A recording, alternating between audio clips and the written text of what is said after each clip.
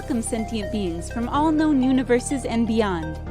It's time to activate your cranial downlinks and prepare to receive a raft of discussion on a cosmic ocean of science fiction and fantasy topics, interviews with local area genre devotees, and insightful prognostication by our soothsayers of science fiction, our forecasters of fantasy, and any other beings that happen to get caught in our gravity well.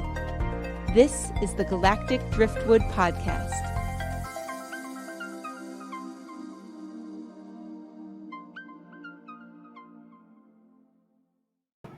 Hello and welcome to this episode of the Galactic Driftwood Podcast.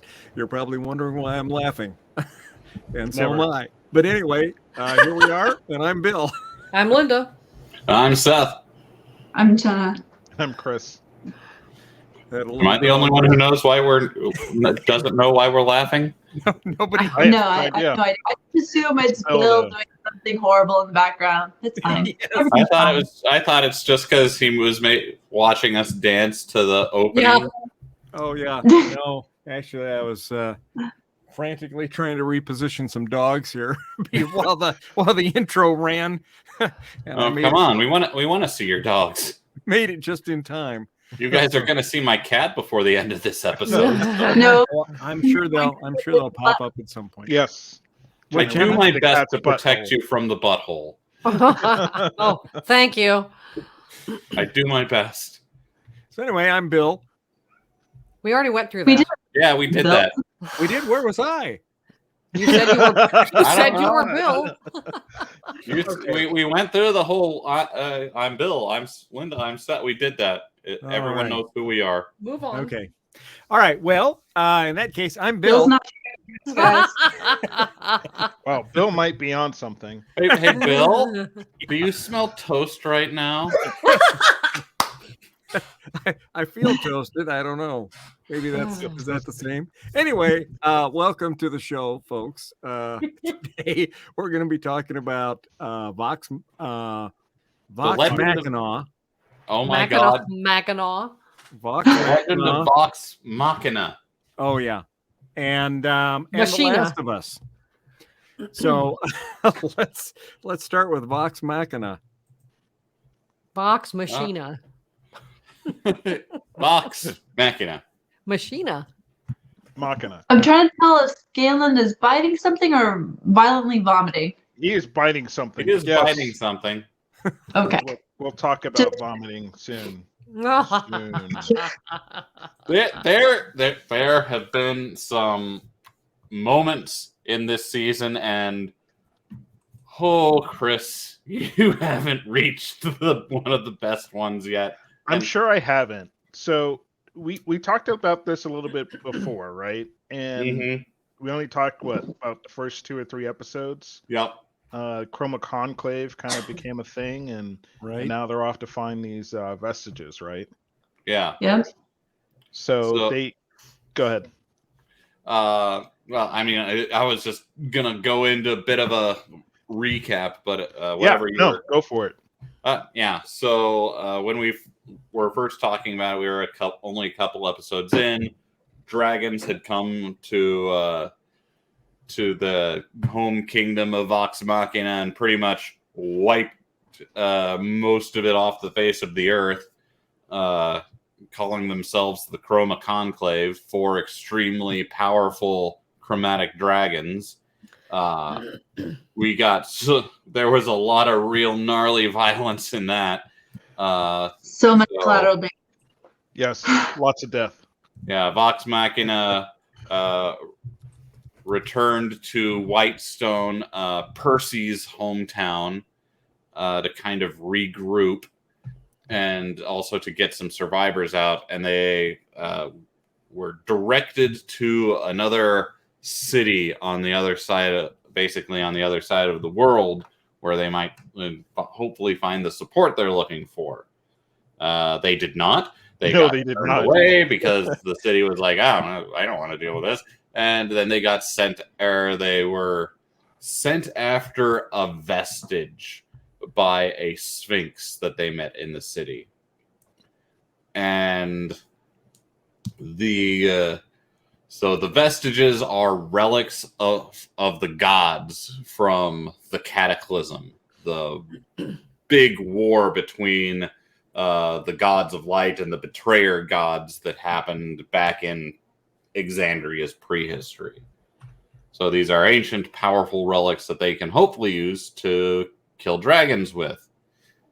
And so they Vax find, you guys know that Vax found the vestige of the Matron of Ravens. Yep, the armor. Yep. Mm-hmm. Yep. And I believe at the point you're at, Chris, they're in the Fey realm going after the bow vestige. Yeah, and they already got so they had 2 vestiges at one point. The second one being a sword. And that The sword one, is stolen. Oh yeah, Myth Yeah. Taker. Yeah, because after they get the first vestige, that was pretty interesting. And so each one of these seems to come with their own kind of powers. So the first one that Seth mentioned, the one with the god of the raven, was it? Or Matron of Ravens. Matron of Basically Ravens. the goddess of death. Right. So Vax ends up making a deal with the Raven because his sister gets killed. And before her life is basically taken, he makes a deal with the Raven because the goddess shows up and says, "Take me instead." So somewhere along the lines, he ends up making a deal. We're not exactly sure how, at least I'm not anyways, how that's going to play out for him. But he dons the armor. It doesn't seem like he could take it off, but it does grant him basically super speed, maybe a little bit of extra strength as well. It is pretty cool. And then from there, like I said, they go to get another vestige. They actually meet another Sphinx, who happens to be the mate. I want to put this, the mate of the first one that they met. That one turned out pretty interesting, and Scanlan pulls off a pretty neat serenade to that relationship of those two, which is what ultimately wins him over, so that they get the second vestige. But then Dragon shows up and takes that away from them. So ultimately, though, the best one that I could speak to a little bit is we end up in this place when they go for the third vestige, the Fey realm. And this is where things get a bit trippy. Yeah, and they're also at the same time, like the group gets split, and they're actually kind of going on 2 different quests at the same time. So the one, 4 of them end up in the Fey realm. Vax and his sister, Keyleth and Percy, they all end up in the Fey realm, and then Grog and Pike and Scanlan end up pretty much being sent back close enough to where everything started off this season. No, not the capital city. That's different. No, they ended up back at a I can't near like White map. Yeah, like a full map of this realm. Yeah, there's plenty of source content, and I really should read it. But yeah, so I can't remember. Have you gotten to the part yet where they're actually in the city? No, not yet. So the episode I left off is like the first or second one when they finally get to the Fey realm, but they haven't left it yet. So they just finished killing that big ass acid blob creature in the Fey realm. So the second vestige that Grog, Pike, and Scanlan are close to are these gauntlets that his uncle has. That's what Scanlan saw in his vision when he was won the favor of the Sphinx. And from that point, Grog is not excited to go into Whiterun or to go to Whiterun to find these gauntlets, for the simple fact that they're worn by his uncle who tried to kill him before. And as it turns out, Pike's grandfather had saved him, because Grog, the whole reason his uncle tried to kill him was because he was seen as weak for protecting this old gnome who had a family, and no survivors is the motto of the herd, which I thought it was really interesting that they called the half giants, which are really just kind of orcs in this world. Maybe that's trademarked, but they call them the herd. Mm-hmm. We should. And at this point, Grog has lost his strength and his I was gonna ability say to we fight. should talk about that. Yeah, so, His- and Magic sword from the vampire he had stolen that needs to constantly be fed blood. yeah, so I was just about to. That was a perfect lead-in because the whole season has. It's less like a Saturday morning cartoon where the group just goes and does the thing for the episode, and that we're following a bunch of different interrelated storylines, and everyone kind of gets their own plot line going throughout the show. Yeah, it's kind of like building out everyone's background, which is Yeah. nice. And so last season, we got kind of Pike's and Percy's. The focus was on them a lot. This season, we've been focusing on Grog, Vax, who else? X. Kaleth has gotten some focus. They've done a really good job of kind of highlighting every character. And Scanlan is has a really good through line throughout this season too. Mm-hmm. But Grog's is one of the best so far. I like Grog's. Yeah. Yep. And his magnificent beard, given to him by a relic that's a belt, which is an interesting thing to waste magic on. That gives So this is an actual item in D&D, and it's the belt of dwarven strength. And so it gives you a beard?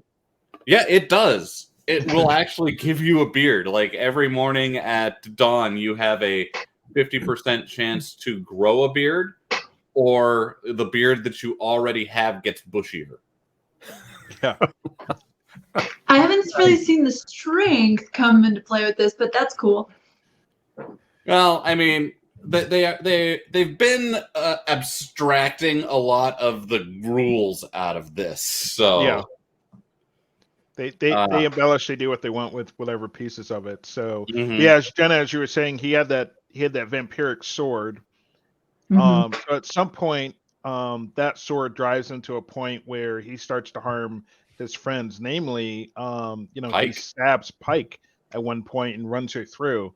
So the sword is so thirsty, and so he overcomes this drive to insanity, breaks the sword, and the sword's like, well, fine, if you're gonna kill me, I'm gonna fucking take you with me. So the sword takes Grog's strength effectively, and turns Grog into just like a normal average weakling, which is kind of hilarious because he's worse than a human. Yeah, because he's like he can't do anything at all. So he ends up getting carried around. Can't even like feed himself or anything. He's just this worthless person. And at one point, I think Scanlan says, "You're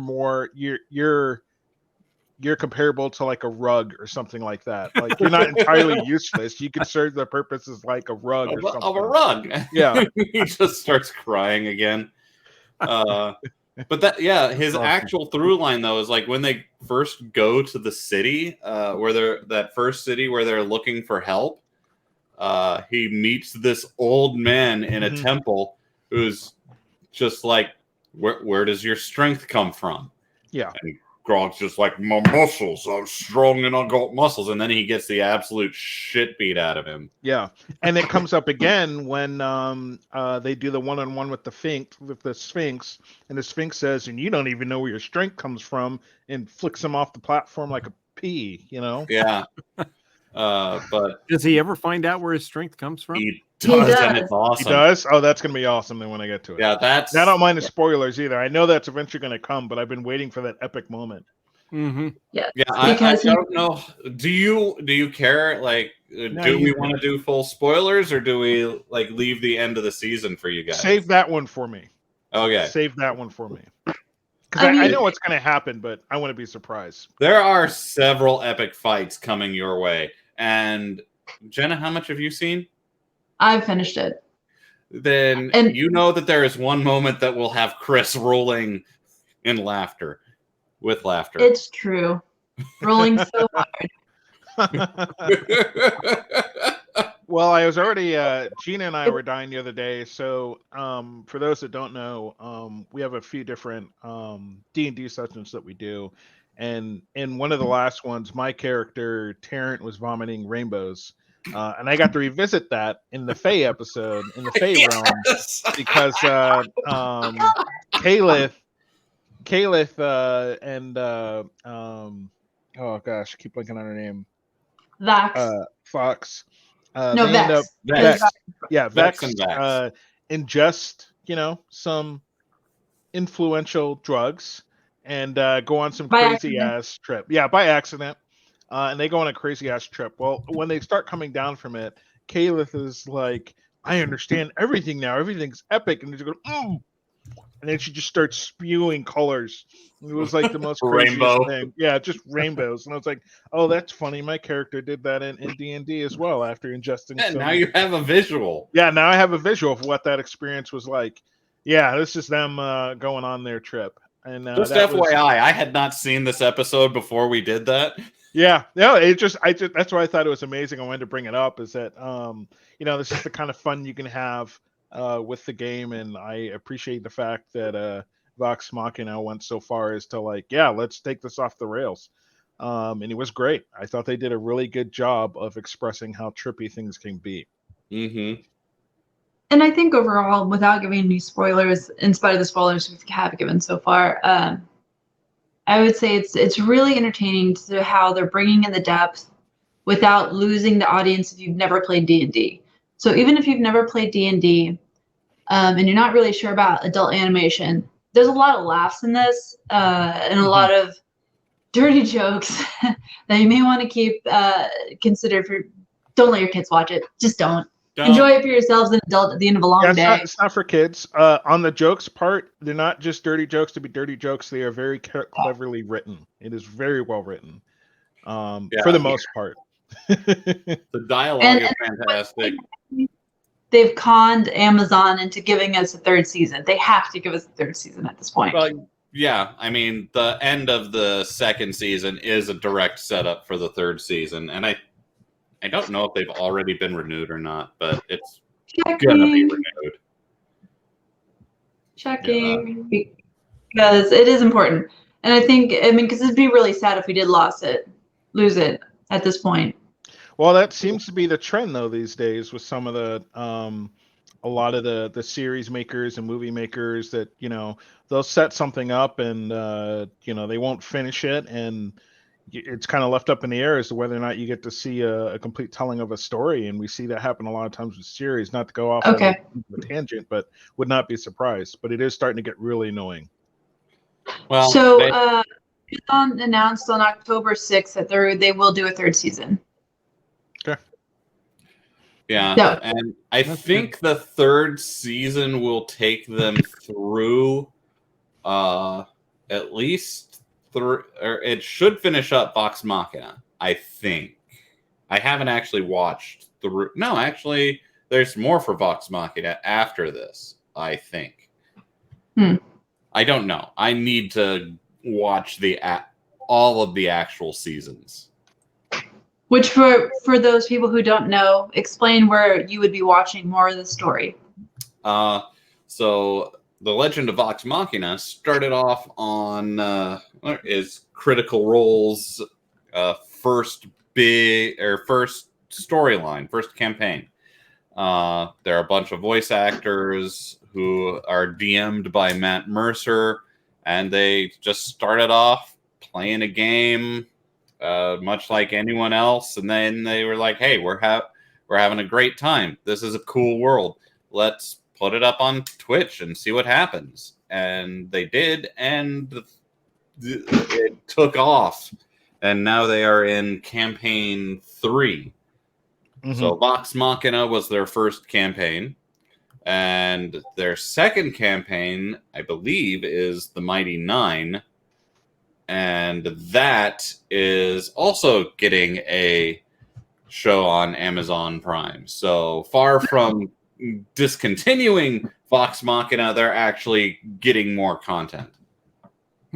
Which hopefully all this shite with Wizards of the Coast won't interfere at this point, since they've backed rolled all of the expectations for those who use Well, D&D. I don't think it ever was, because to start off with Vox Machina, or they're using the world of Exandria, which is wholly created by them. And in the show, they never reference Dungeons and Dragons. It's pretty much, the show is pretty much just fantasy. Like, some of the stuff referenced could be referencing classic D&D stuff, but I don't think, even if Wizards went totally nuclear instead of backing off like they did, I don't think they could have touched this show. It was fairly smart of them to do it like that, to avoid any potential risk. Well, that's just kind of how the OGL worked with the original one. You could use the system and some of the rules and some of the creatures that were not basically copyrightable by Wizards of the Coast. So Beholder, for example, is one of the things that used to be locked behind the OGL, and you couldn't use in your stuff without express permission from them. So in the campaign Vox Machina, they encounter mind flayers and beholders and those sort of things. They could do those because that is covered under the fan policy. Yeah. To make a video of it and play it in a campaign and put that campaign up. You could do that via the fan policy. But any content that they created, like in their Taldore Reborn book, they could not put beholders in. And likewise, even though they were fighting beholders in the streaming show, or their actual campaign, you haven't seen any of that content in the show. So that was probably done just to play it safe. Sure. Yeah. And also, so they didn't have to make any further agreements with Wizards of the Coast, probably. Because if you want to use a beholder, they're going to make you pay them for that beholder. They're going to get their beholder money. Come on. They'll be beholden to Wizards of the Coast for the beholders. Absolutely. All right. Yeah. Anything else we want to sum up before we jump into The Last of Us? No, I think as Jenna said earlier, definitely check it out. It's a fun series to watch. So, really quick, one of the fun things I like doing with every episode, or in every episode, is whenever a new side character is introduced, hit pause and check X-Ray, because they got a lot of cool talent, voice acting talent for this show. Oh, all right. There was the character in the Fey Realm, or if you remember him, the kind of puckish guy. That was Billy Boyd from Lord of the Rings. Wow. Cool. It's like every voice you hear, you're going to be like, I know who that is. I've heard that voice. I've got to see who they got. Yeah, even the dragon, the head of the Chroma Conclave is like Lance Redrick or whatever. You'll know the voice. Yeah, I recognized the voice. I wasn't sure who it was. Yeah. Yeah, Michael Dorn was the dragon in season 1. Oh, really? That's cool. Yeah, Lance Reddick. I keep thinking Redrick, but it's Lance Reddick.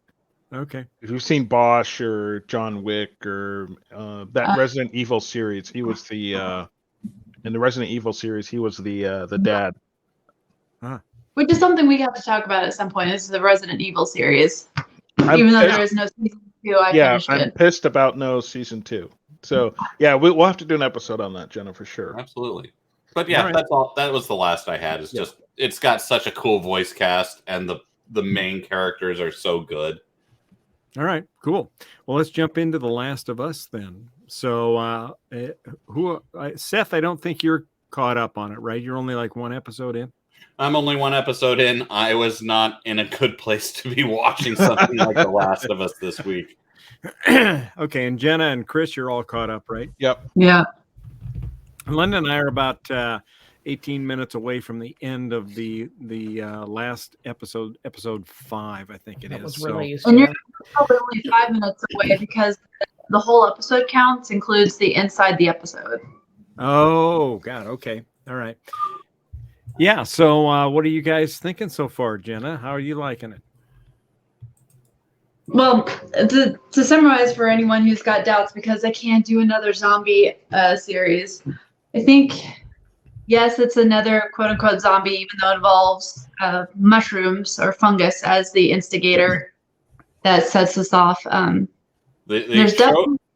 The game creator would yell at you. They're not zombies. It was just in the news this week. But they act like zombies. Yeah, they're zombies. Right. We know. And the show creator, game creator can yell at me all they want, but I mean, I think to most mainstream people who don't care about nuance, who enjoy the genre, that's what they're going to call it. Yeah, I agree. And now, I mean, go ahead, Linda. And in case these two look familiar, they were also together on Game of Thrones. I Which is forgot great. about that on Game of Thrones. It's the girl on the right. Right. I knew the one on Wow. the left, but holy Yep, cow. they were both on Game of Thrones together. Well, they weren't Yeah. together because they were two different Yeah. characters, but Mhm. in case they Yeah. look familiar. Right. Well, I mean, Yeah. Pedro Pascal should look familiar to people in a lot of different things since Yeah. he's been in Star Wars, Game of Thrones, Mhm. God, Saturday Night Live recently. Yeah. But and she was also in his Dark Materials in the Yeah. the between world where they had the spirits, but they didn't call them spirits. They called them They something were, else. He demons. It's, Demons. no, not demons. Because demons were the people's animal souls. Fami- The Oh, that's what I familiars. thought you were referencing. no, Fami- no, Familiars. not familiars. They were these shadows that would suck out the adult souls. Oh, She was one of the children in Overtime. that. there's Hmm? got to be a word for that. No, Overtime. Yes, that wasn't it, Seth. That is time. Doesn't anyway. These two have been in a lot of shows, and in terms of, you get a glimpse in 2003 when the virus first hits and the chaos, and then you jump 20 years later to the fact that humans are living in these quarantine zones, or they're risking living out freely as individuals, maybe little as individuals, or like little communities that are trying to survive that often don't. Mm-hmm. And we start off with Joel, who's Pedro Pascal's character, and Tess. Was it Tess or Tessa? I think it's just Tess. Yes. Yes. Yeah. Partner, who they're smugglers at the time that the show starts, working, trying to build up money to get a car and a battery to go find his brother, who was last heard in Wyoming, because his brother had joined the resistance because all of these quarantine zones that are called QZs, they're run by Fedras, which you assume is the last vestiges of the U.S. government and military, trying to help people survive or help themselves, depending on what QZ zone you're in. And his brother, who joined the resistance against him, called the Fireflies, is off in Wyoming. And in their attempt to go, Tess and Joel's attempt to go get him and find him, they come across the resistance who's trying to smuggle this girl, Ellie, who has been shown to somehow be able to resist and not change if she gets bitten. Yep. And a story we don't know yet. She was bitten off screen, survived for 3 weeks, doesn't seem to be getting worse, and now they think there's a place they can take her to make a cure. Right. That's Ellie. Yeah. Yes. Yeah. So as the series has progressed, since most of us is caught up, you meet people and you lose people along the way. And Right. for the most part, your expectation is set pretty early on that this is about Joel and Ellie's journey. Tess starts out with that journey, and she's the first that we get introduced to, that you meet and then you lose. Right. And so, I mean, it's a vicious world. They make that clear. This isn't like we're going to blow up into a party of 5 or 6. This isn't a fellowship or anything of that nature. This is Joel and Ellie and their journey. Pictured here is Frank and Bill. Bill. This was a sad story. So Yeah. This is why I couldn't go on. So yeah, it was a good story though. It was a feel good story. I did not want to have that sort of cry this week. Yeah. So these two were met under interesting circumstances. So Frank, Frank's kind of a loner. He's Bill. No, it was Yes, Bill. Sorry, Bill's the loner. Bill's like got like his whole survivalist, house is like a bunker kind of thing going on. He fortifies this area in the town he was at, and he stayed behind when everyone else was evacuated. More like taken out of town and put out of their misery. Bill's like the quintessential prepper. Yeah, Mhm. yeah. And just to explain why, because basically what Joel explains and what you get implied is that if a QZ zone was full, the Fedras would still go out to any communities within a certain vicinity and say, we'll take you there, and they would end up shooting them because dead people can't be infected. But then you have to worry about having them and giving them resources in the QZ. Right. So it basically you'd find ditches full of dead people that Fedra put there. So Bill was not about to be a part of that, and so stays behind and hides from them when the rest of the town is taken out to be killed. And then he kind of fortifies this place afterwards and makes himself a home. After some time, Frank stumbles upon one of his traps that he's set, and through a weird building of relationships, Bill hasn't talked to anyone for quite some time. These two become friends and ultimately become partners that stay together for years. And like they do, they'll build you up. They'll let you get to know these two and the relationship. Frank ultimately becomes sick. Go ahead, Seth. They'll make you really, really happy and make your heart just so warm, and then they will. Yes.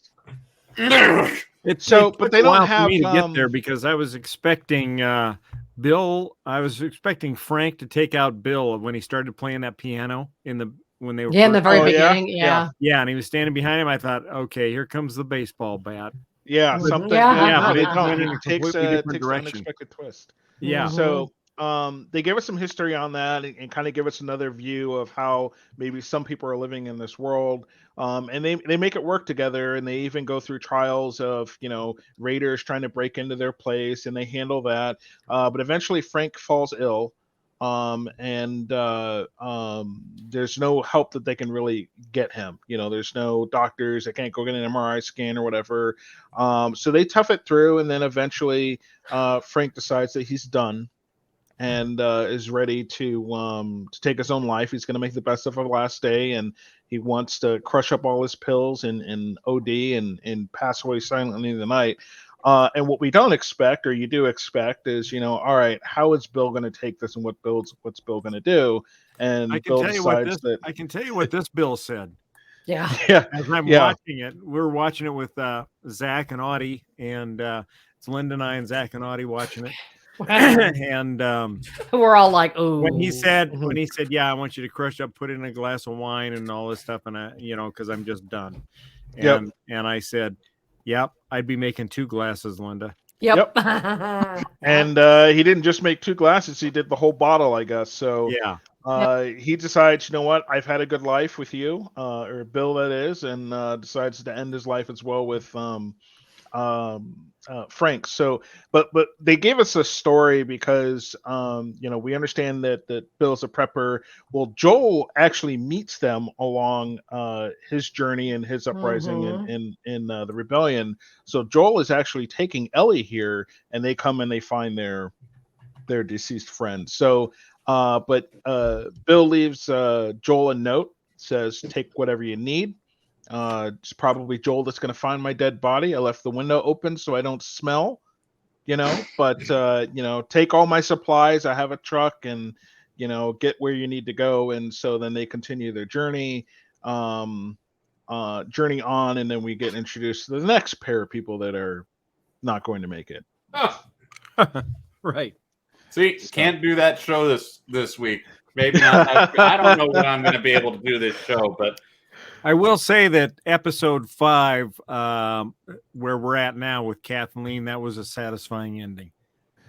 Well, it's not over, but yes, that was satisfying. So the person Bill's talking about, Kathleen, is obsessed with finding this individual, Henry, because Henry, in this world, people were turning each other in, maybe for information or whatever, to get medicine or food or what have you. Henry turned in Kathleen's brother to Fedra, I believe it was, and they took her brother. Executed him, I presume, if I recall correctly. So that's Kathleen, and she's leading the resistance here. How she rose to power, I'm not exactly entirely sure, and maybe so that's it not sounded also like important. it sounded like her brother was the leader of the resistance, right? Yeah. But he was a very nice guy, bend over backwards for anybody, you know. And so Henry has a son named Sam. Yep. No brother. No, brother. It's his little. He says it's his little little brother. Yeah. Sorry. Yeah, you assume it's a father and son, but it ends up being his brother. His brother. Okay. And so Sam's like what, 7 or 8. Yeah. And so he finds out that Sam comes down with leukemia. Yep. And excuse me, and Fedra, which is the Federal Disaster Response Agency, right? It's kind of like it's the new government. This world's version of FEMA, militarized. And so Henry knows that Fedra wants this brother, this guy that's the leader of the resistance, Kathleen's brother. And so in exchange for getting this medicine that he needs, this leukemia medicine for his brother Sam, he turns in Kathleen's brother. And so they take him and they end up putting him on trial and hanging him, I guess. And so Kathleen has this vendetta out against Henry, and she's going to spare no men, material, or expense to track him down and find him, even if it means going through the entire downtown of Kansas City. Mm-hmm. And now, to understand with this world, and kind of what we mentioned before, every zone is different. And they make it explicit that, you know, why would you collaborate with Fedra? Well, Fedra as a whole that incites this resistance in this location is raping, savaging, stealing. Like, it's these people are means to end and brutalizing to the point that there is a resistance. And when that resistance develops, they're not happy. We've gotten rid of Fedra. We're forgiving to the people who were informants. No, like, yeah, they're executing everybody that had anything to do, anyone that helped the Fedra or anything like that. In a very so in a sense, way. they become like Fedra. In a sense, yeah. In a sense, they become almost as bad guy here. Yeah.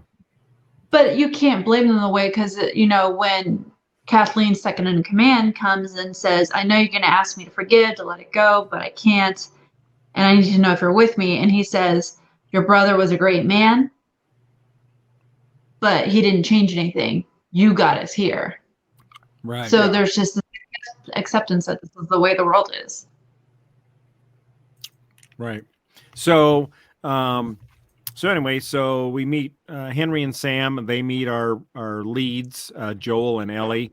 They end up kind of teaming up because the four of them need a way to get out of Kansas City.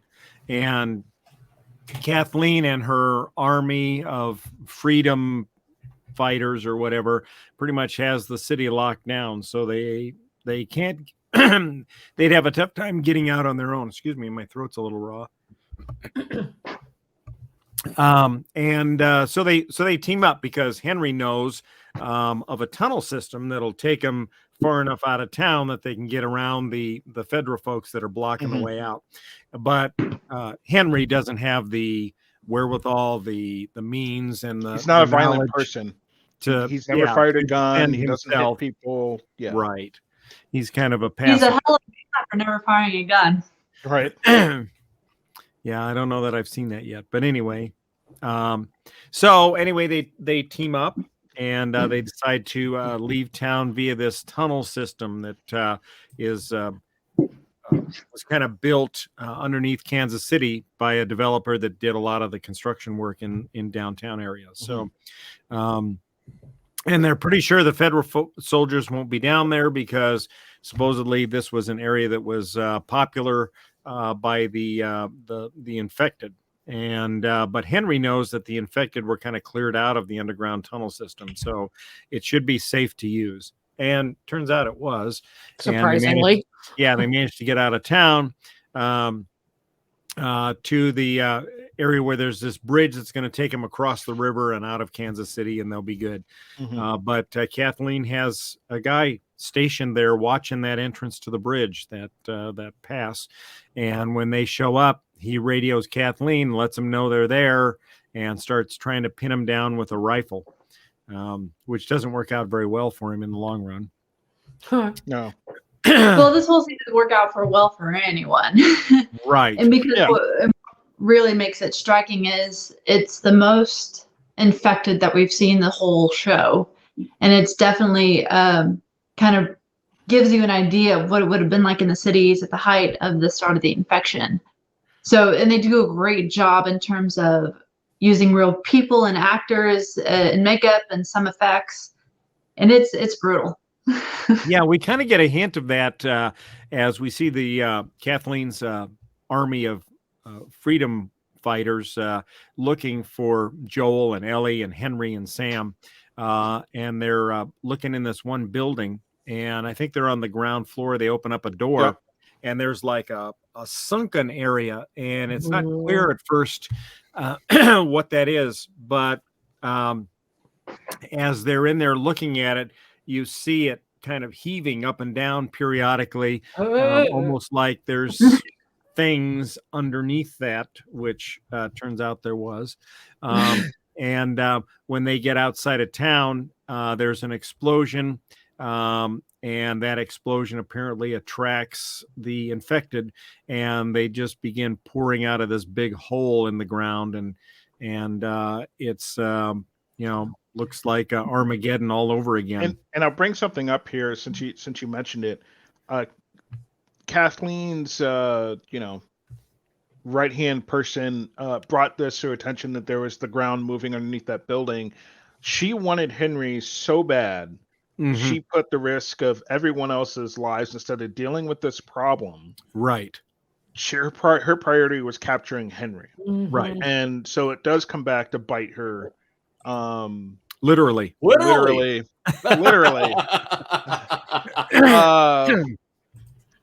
And it just goes to show that, I don't understand how resistance was that loyal to her, to where when it was clear her priorities weren't what they should have been, that she was hell-bent on vengeance, that she couldn't see straight. Yeah, and especially at the point at which her chief lieutenant, I'll call him, comes to find her because they can't find her anywhere. So he goes and asks her mom where she might be. So he finds her just kind of standing in her childhood bedroom in this empty apartment in downtown. And she's just kind of, standing there looking around, and he comes in and he finds her, and she's like, "How did you find me?" "Well, I talked to your mom." "You're having conversations with my mom?" "Well, yeah, nobody could find you, so we're trying to figure out where you were." So then she tells him this story about how this room, she grew up there with her brother, who was, killed by the Fedra agents right when he was turned in, and he calmed her nerves when there was this huge lightning storm, and told her that this was a protected box they were in, and the lightning couldn't get there. And through that whole thing, he's looking like, I in my mind, I'm like shoot her. Yeah, right. She's not infected, but she's gone off the deep end mentally. She's compromised. So right. And but what I didn't understand was I expected at some point maybe that was going to happen, or that he was going to take control from her, or that he was going to try and trick her, especially when he was leading them to where they found where Henry and the boy were staying up in the attic. I thought maybe that was going to be a trick, right? That he was going to lead her up there and then trap her up there and lock her up there and take over. But that's not what happened. And instead, she killed them all. Right. But look at what the people were doing in that flashback. It's not just her that wants vengeance. It's everyone who is a part of it. They were Like they were dragging the body of a Fedra person who'd probably had 30 knives in him. Just Yep, stick They out. were they were hanging a living Fedra employee over a bonfire. They were literally beating some of them to death with glass bottles and kicks and things like And they I get that. I Yeah. do. But After- at some point, like this was like a vendetta against one person. Right. And I get where the mentality, like they're no longer a resistance here. They're just a Indians. malicious They're group. a mob.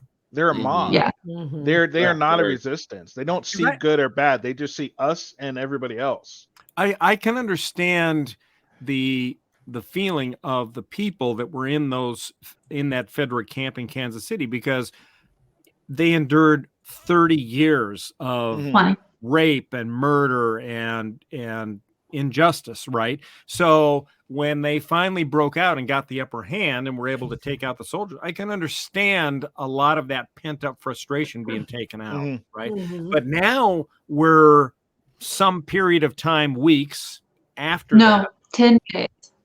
10 days? It's only 10 days. And you're talking about a population of 10 of like who've dealt with it for 20 years. And it's really a good reminiscent pullback to what happened in a lot of places after World War II. Mhm. People who were shown as collaborators and informants to the Nazis were Mhm. basically chased through the street, Mhm. beaten, killed, torn Sure. apart.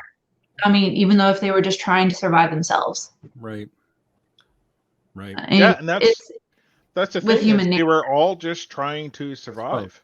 Yeah. And there was all their compassion, all their empathy was gone, to the point where you had people that would probably be viable workers even if you enslave them, right? Yeah. And make them work for you. And they just rather shoot them all and burn the bodies. And I guess I didn't quite understand. I do understand. It was just, look how dark things had gotten, right? Yeah. And so you also, I'll pull this back to Joel here. So Emily has not really seen any of this, right? She's too young to understand how this world works. So at one point she tells Emily, like, how did you know that Ellie? they drive Emily or Ellie? Yeah. Yeah, sorry. Ellie. Ellie. Tells Ellie, hey, I've been on both sides of this. I have been the ambusher as well as the person that's been ambushed. And so he has a very, very little trust in anybody. And Ellie starting to get that picture, I feel like, after this Mhm. latest episode, that once bitten, you're 99% chance you're gonna die. She learned that the hard way with the boy. Yeah. And we'll jump into that. You can't trust strangers. No, they're all probably out to get you one way or another. And so it all starts to come, full circle. Ellie has experienced so much in the last episode, I'd say, that she's probably grown quite a bit. And you see that in the very end of the episode when she's like, which way's west? Let's go, Joel. Let's hit the road. Let's fucking move on. You get that hardening of her. And so I do wonder if this shapes her to be more like Joel. And Joel's trying to hold on to her humanity, right? Joel's like, you shouldn't have to see this or that, or you shouldn't have to see me shoot this person. You're just a kid. So Joel's struggling with trying to balance that in the reality of the world that they're living in, and Ellie's going to have to deal with some of that stuff. That's why he didn't want to give her a gun, and then ultimately caves and gives her a gun. Yeah. Yeah, my first impression from Ellie from the first episode was like you're describing. Yeah, Joel doesn't want her to see any of this death and pain and awfulness. And in my mind, Ellie's just like, nah, let me do it myself. Right. Yeah, Right. and she ultimately does have to pick up a gun and fire it at some point. And Joel has to accept that that's the world they're living in. Joel can't do it all by himself, and maybe he does need that backup. So, Right. Have you didn't played you the say game? that was You haven't. No one here has played the game or seen it. No. Watched a playthrough. I've watched some of the playthrough online, yes, but I've not played it personally. Okay. Yeah, and Ellie says at one point that isn't the first time she's shot somebody or killed somebody. But she doesn't go into any detail. Right. No, Not I'm yet. sure. Not for You're a not- while yet, probably. Yeah. But the thing is, the attention to detail in this show, like, yeah, it's an emotional roller coaster, but it's a very impressive journey. The way they factor in with all of these little details, from the fact that Ellie sees the wreckage of a plane and she's like, "Is that a plane? Oh my god!" Like, she has no concept. Like, people do not fly in this world anymore unless you happen to be some location that has a helicopter probably pilot. Yep. The how they bring up music, or she's like, they get in a car wreck and she's like, "How am I supposed to read this map? It's only my second day in a car."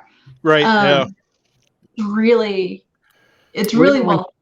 Yeah, even when she walked into Bill and Frank's house for the first time and they had lights, and you could tell she was looking around and seeing a house that was in pristine condition, like we would see one today, that she hasn't seen in her entire lifetime. And it was just like walking into a living museum, I think, for her, to see lights that worked and TVs that worked, and it was just totally foreign to her, which was very cool. Because having grown up in an orphanage, she was probably in a dormitory. Mm-hmm. Mm-hmm. I would watch an entire show of Nick Offerman doing craft stuff during the zombie apocalypse. Just so here's how you're gonna keep your house looking good while the zombies are beating at your door. Yep. Right. That should be Make a really nice chair this week. They should do. How Star Trek did those Trek shorts? Yeah. They should do like Last of Us shorts with Nick Offerman, survival apocalypse tips. Yeah, that would be awesome, actually. Date night really how to do a date night during the apocalypse. Today I'm going to show you how to and maybe his own really cooking nice show. Here's how you cook up a zombie.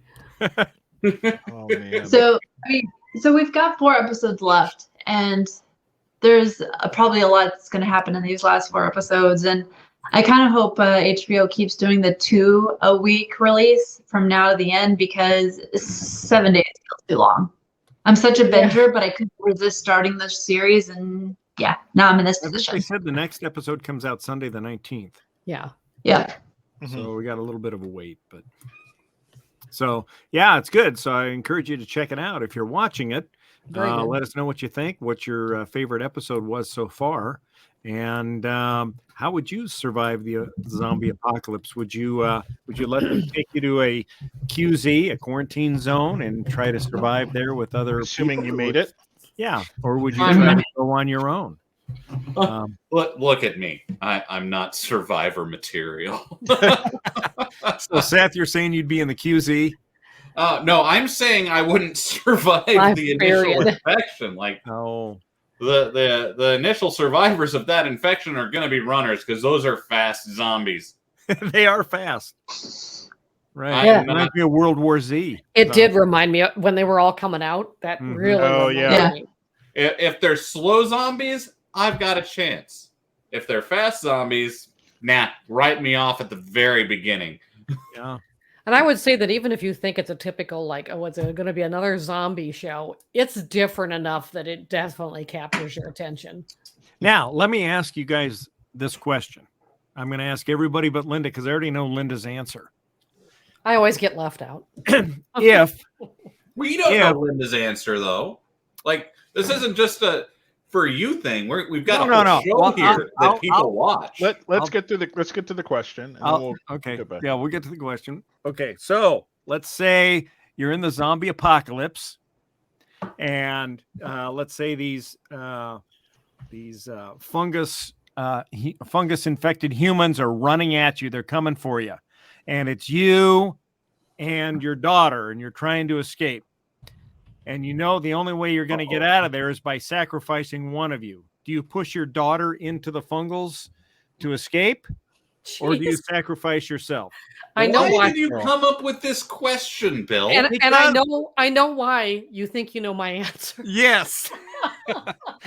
Because Linda answered this question in a game we were playing with Benito about a month ago, I think back in December. And she pushed her daughter into the creatures to escape. So if I had a child, Yes. I don't, but if I did, Yeah. I would assume that parental instinct would automatically mean that I'm sacrificing myself to ensure my daughter's escape. Don't Jenna do it. says no. Don't do it, Chris. Jenna's Don't do shaking it. her head no. I don't think either of us are getting out of it, so hopefully I have the means to give her a quick death before the zombies reach us. There you go. And it is. Because here's the thing. If she's young enough, she's not going to survive without you. Nope. So are you going to leave her? Are you going to sacrifice yourself and leave her to try to fend for herself and maybe die horribly? Nope. Double suicide then. Yep. Yeah. Right. Seth? I mean, honestly, it depends on the kid, right?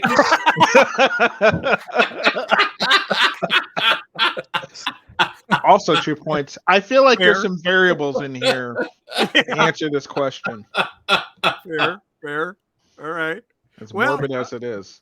We'll throw it out there to the audience. What do you guys say? You know, if you're in this situation and you've got a kid, you know, the kid's too young to maybe survive on its own. You don't think it has the ability or the wherewithal to be able to survive on its own without you. You could survive on your own without the kid. You're in a situation where one of you isn't going to make it. Which one do you sacrifice the kid and let yourself go on, maybe to create another kid down the road? Yeah, I mean, you made one. You can make another. Okay, but these are the people who are answering nonchalantly are I people know, who you know. have no children. Had you said cat, I'd have been like, no, I'm killing zombies. Yeah. Right. All right. Nope. Jenna just Wow, says Bill, nope. thanks for that really somber That Somber ended- end. That ending ended there. well. Mhm. Yeah, Jesus. like thanks for the uplifting end to that, Bill. But you know what? To be fair, the episode, the most recent episode 5 of The Last of Us is going to give you this ending. So There is Okay. that. Like, I guess that question does sort of take us into the feeling of the show. Yeah, I haven't gotten to that ending of the last episode yet, so I'll look forward to that. So anyway, folks, comment. Let us know what you would do. Sacrifice yourself and hope the kid lives. Kill both of you, Oh God. or just kill the kid, because why kill yourself if you can survive and you could always maybe have another child. Oh boy. Let us know. And on that note, I think we'll end it here on this happy note. Jesus. I love how he can no longer bite you. He's just like, why? Yeah, he can't bite me, but he is ow, hugging my arm and bunny kicking it. Oh God. Poor Pixel. It's a vicious cat. He wants attention. He's a baby. To All right, anyone folks. listening, my cat had surgery this week, and he is now on my desk demanding attention. With his little baby cone of shame. Yeah, he's got the cone of shame on. He is a sad boy, but he's actually doing very well right now. Yay, good kitty. All right. Well, we just ended it on a happy note. Yeah. Yay. All right, folks. See y'all next time. Take care and check out the show and let us know what you think. Later. All right. Bye.